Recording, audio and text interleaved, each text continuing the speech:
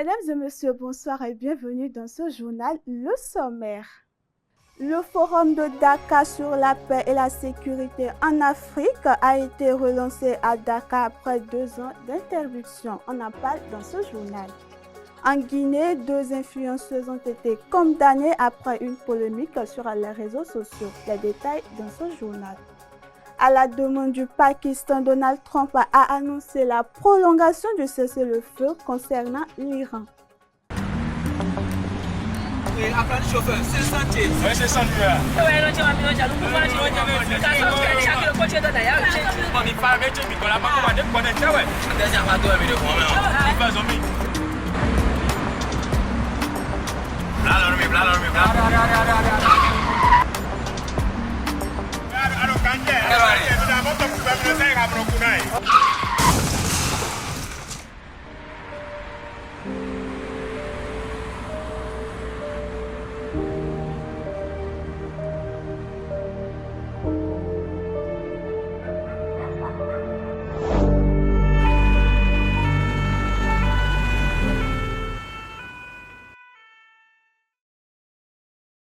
Ensemble, disons oui à la courtoisie au volant. Stop à l'excès de vitesse, à la distraction au volant.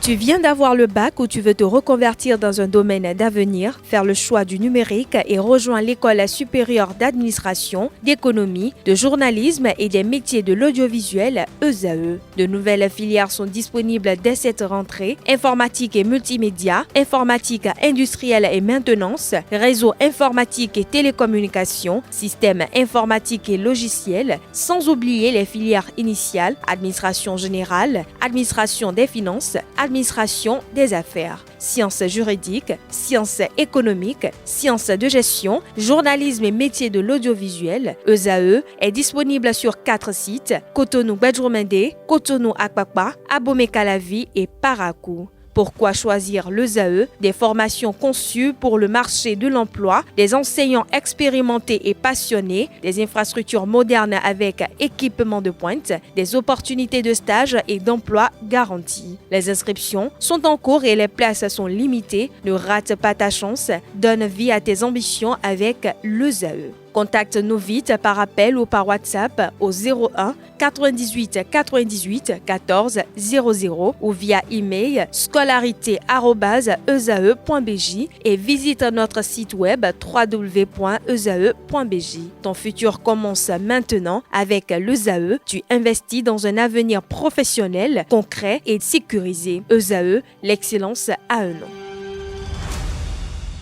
Mesdames et messieurs, bonsoir et bienvenue dans ce journal. Après 2 ans d'interruption, le forum de Dakar sur la paix et la sécurité en Afrique a repris ce mardi à Dakar, au Sénégal. Chefs d'État, responsables militaires et experts internationaux se retrouvent pour débattre d'une question centrale. L'Afrique peut-elle apporter seule des réponses durables à ses propres défis sécuritaires et politiques? Suivant un extrait de vidéo. Pour cette 10e édition du Forum Paix et Sécurité de Dakar, une grande nouveauté. Contrairement aux éditions précédentes, l'événement n'est plus co-organisé avec la France, mais exclusivement par le Sénégal, qui entend faire de la souveraineté l'un des grands enjeux de cette édition anniversaire, dans un contexte marqué par une recomposition des alliances internationales, une progression du terrorisme vers les États côtiers, ou encore une CEDEAO fragilisée par le départ des pays de l'AES. Écoutons Julius Maada Bio, le président sierra-léonais, qui est également le président de la CEDEAO. Il s'exprimait à l'ouverture du forum. La propagation de l'extrémisme violent dans le Sahel et les pays côtiers d'Afrique de l'Ouest n'est pas un mystère. C'est le résultat d'années de gouvernance qui ont exclu plutôt qu'inclus, exploité plutôt qu'investi, et traiter la sécurité comme un outil de contrôle plutôt que comme un service rendu aux citoyens.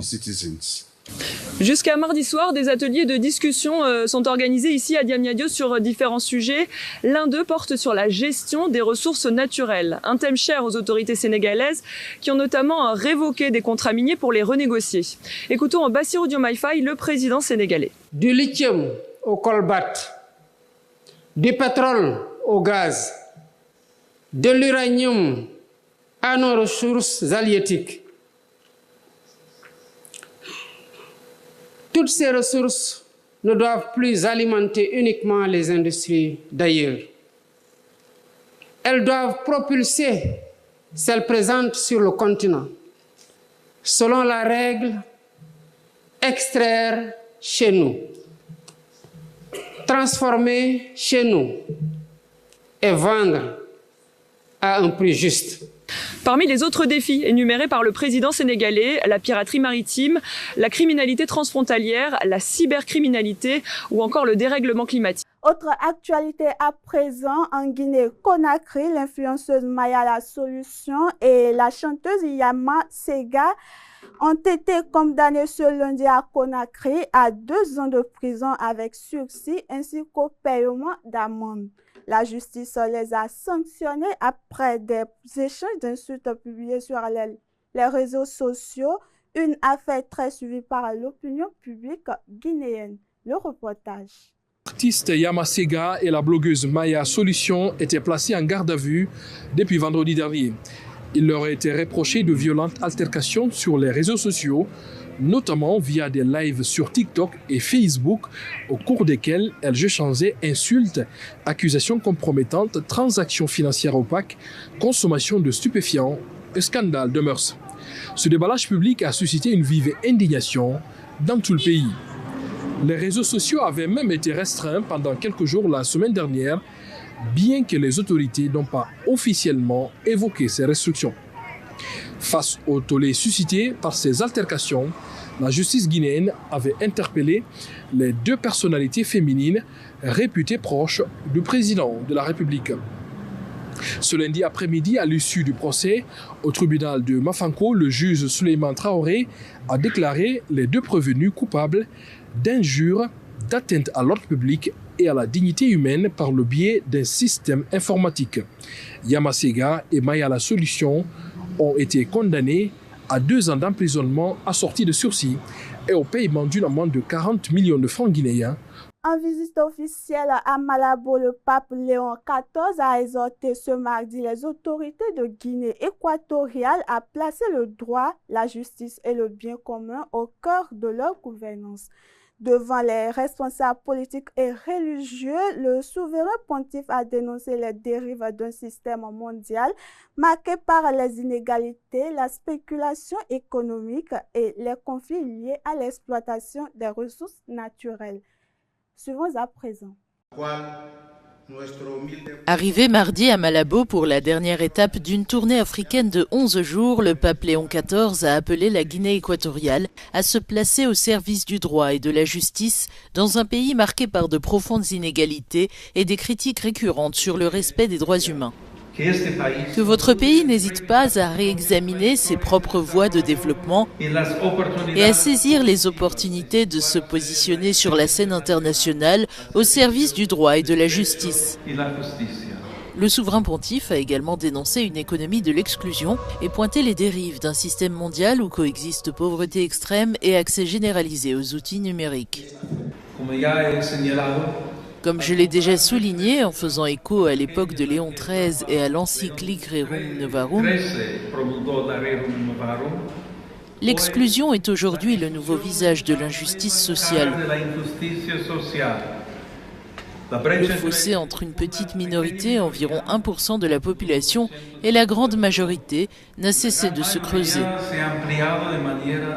Au cours de cette première journée en Guinée équatoriale, Léon XIV a visité l'université nationale ainsi qu'un hôpital psychiatrique. Il doit également se rendre dans une prison du pays où il rencontrera des détenus.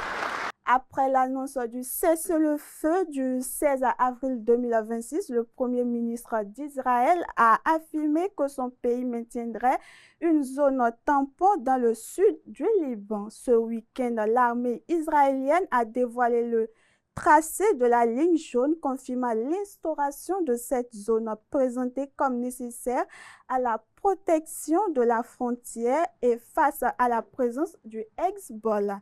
Une décision qui soulève toutefois de nombreuses interrogations sur les implications sécuritaires et politiques dans la région. Suivons à présent. Israël ne tranche pas entre voies diplomatiques et militaires. Les deux chemins seront empruntés pour désarmer le Hezbollah. C'est ce que déclare ce matin Israël Katz, ministre israélien de la Défense.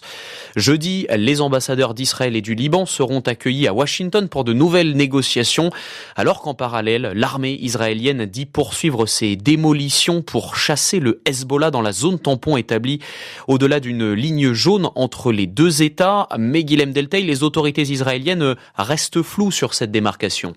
Ni Benyamin Netanyahou ni l'armée israélienne n'ont précisé la durée qu'aura cette occupation du Sud-Liban. Après la guerre de 2024, Israël avait conservé 5 postes sur le territoire de son voisin. Désormais, le président libanais Joseph Aoun, qui a accepté l'ouverture de négociations directes avec Israël, réclame le retrait total de son pays. Ce lundi encore, l'armée israélienne a mis en garde les habitants de cette zone contre toute tentative de retour. La très grande majorité des localités ont été évacuées. Seules quelques communautés chrétiennes demeurent sur place. Les déplacés pourront-ils rentrer chez eux un jour ? Aucune perspective de retour n'a été évoquée.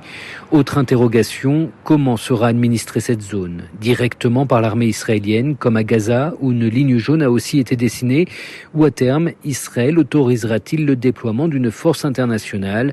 Le pays est très critique de la FINUL, la force intérimaire des Nations Unies, actuellement présente dans cette zone tampon, et Benyamin Netanyahou veut jouer de sa proximité avec Donald Trump pour évincer les autres acteurs, notamment la France. Guilhem Delteil, Jérusalem. Réunis mardi à Luxembourg, les ministres des Affaires étrangères de l'Union européenne n'ont pas réussi à s'entendre sur une suspension de l'accord d'association avec Israël. L'unanimité requise n'a pas été atteinte, l'Allemagne et l'Italie s'y étant opposées. Face à ce blocage, la Commission européenne, autant pour moi, a proposé une alternative, suspendre uniquement le volet commercial du test, une mesure qui pourrait être adoptée à la majorité qualifiée des États membres. Suivons ensemble cet extrait de vidéo. Rendez-vous manqué pour les membres de l'Union européenne qui comptaient sur cette réunion à Luxembourg pour sanctionner Israël. L'Espagne et l'Irlande avaient demandé la suspension totale de l'accord d'association avec l'État hébreu en vigueur depuis 26 ans. Mais l'unanimité requise n'a pas été atteinte. Nous n'avons pas constaté de changement de position aujourd'hui, mais ces discussions se poursuivront. Plusieurs pays estiment qu'Israël ne respecte pas ses engagements, notamment en vertu de l'article 2 de cet accord, qui précise que les relations entre les parties doivent être fondées sur le respect des droits humains. C'est justement sur la base de multiples violations de ces droits que certains membres avaient demandé ce réexamen. Si nous voulons réellement contribuer au cessez-le-feu dès maintenant, si nous aspirons à une paix durable au Moyen-Orient, le mieux que nous puissions faire est de dire clairement la vérité à Israël, sans détourner le regard. C'est là que repose la crédibilité de l'Union européenne. L'accord, avant tout commercial, a permis des échanges pour l'équivalent de 42 milliards d'euros en 2024, avec une balance commerciale largement favorable à l'UE. Certains pays comme l'Allemagne exportent en grande quantité vers Israël, notamment des armes, pour un montant de 7 milliards d'euros, et refusent d'aller au clash avec leurs partenaires. Nous considérons une telle chose comme inappropriée, mais il est indispensable d'engager un dialogue avec Israël sur les questions cruciales. L'Espagne, l'Irlande et la Slovénie réclamaient à tout le moins une suspension de l'accord commercial avec Israël, pour laquelle une majorité qualifiée suffisait. Là non plus, les ministres des Affaires étrangères ne se sont pas mis d'accord. Pour Emmanuel Macron, la méthode n'est pas bonne. J'attends aussi les prochaines semaines. Ça n'est pas dans le moment où, il y a quelques jours, Israël a accepté un cessez-le-feu pour le Liban, s'est engagé dans les discussions, qu'il me semble qu'il faille précipiter une confrontation. Une pétition citoyenne ayant réuni plus d'1 million de signatures dans l'UE avait requis cette suspension. Les membres de l'Union européenne n'ont malgré tout pas fermé la porte à de nouvelles discussions. Le président américain Donald Trump a annoncé ce mardi la prolongation du cessez-le-feu concernant l'Iran sans en préciser la durée. Une décision prise à la demande des autorités du Pakistan qui travaillent à l'organisation d'un second cycle de négociations de paix prévu à Islamabad. Le reportage. Peu avant l'expiration du cessez-le-feu de 15 jours en Iran, Donald Trump a annoncé mardi sa prolongation sans en préciser la durée. Le président américain a indiqué avoir pris cette décision à la demande du Premier ministre pakistanais Shehbaz Sharif et du chef de l'armée, le maréchal Asim Mounir, qui s'efforce d'organiser un deuxième cycle de pourparlers de paix à Islamabad. Initialement prévu lundi, ces pourparlers ont été compromis par le retrait de Téhéran, intervenu après le renforcement du blocus naval américain autour de ports iraniens et la saisie d'un cargo dimanche, des mesures considérées comme violation du cessez-le-feu par l'Iran. La prolongation de la trêve a été saluée par la communauté internationale. It is very important that we give continuity to the process. This is a complex process. We have the nuclear aspect, which is, of course, extremely complex, and this is the one where I, as IEA, have been engaging with. But there are, of course, other important issues related to the Hormuz Passage, related to ballistic missiles, related to regional questions. So I think it's very important that an opportunity for peace is given. Téhéran, de son côté, n'a pas encore réagi officiellement à l'annonce de cette prolongation. Dans un message diffusé à la télévision d'État, les autorités iraniennes ont promis une réponse ferme en cas d'agression américaine ou israélienne.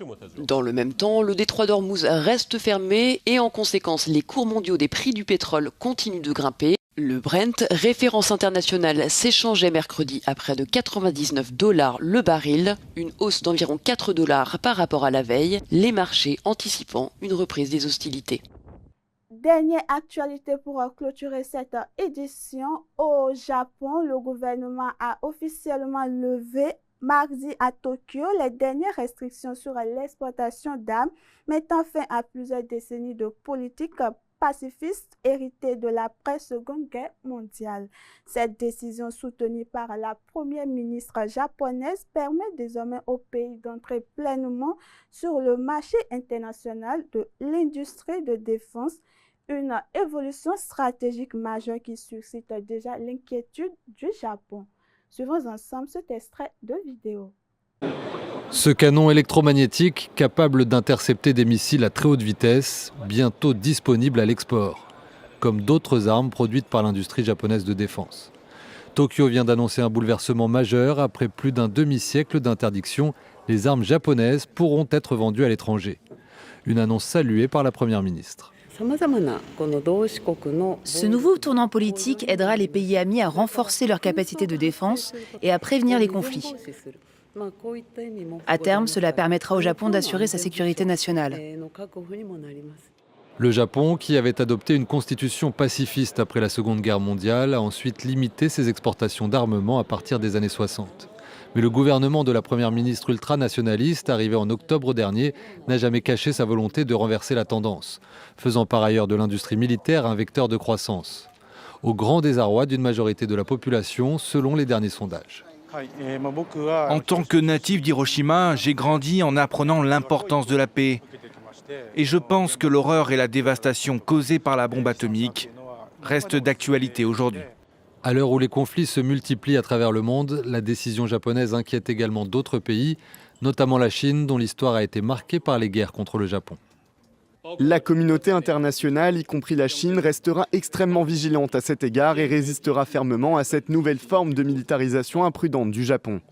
Autre acte politique japonais qui ulcère Pékin ce mardi, l'envoi par la première ministre d'une offrande au sanctuaire de Yasukuni, un lieu qui honore les soldats japonais morts pendant les conflits et notamment les criminels de guerre ayant servi en Chine et en Corée, un sanctuaire où la chef du gouvernement s'est rendue à diverses reprises par le passé. Et voilà qui met fin à cette édition. Mesdames et messieurs, merci de nous avoir suivis et bonne suite de programmes sur Esaü Télévision.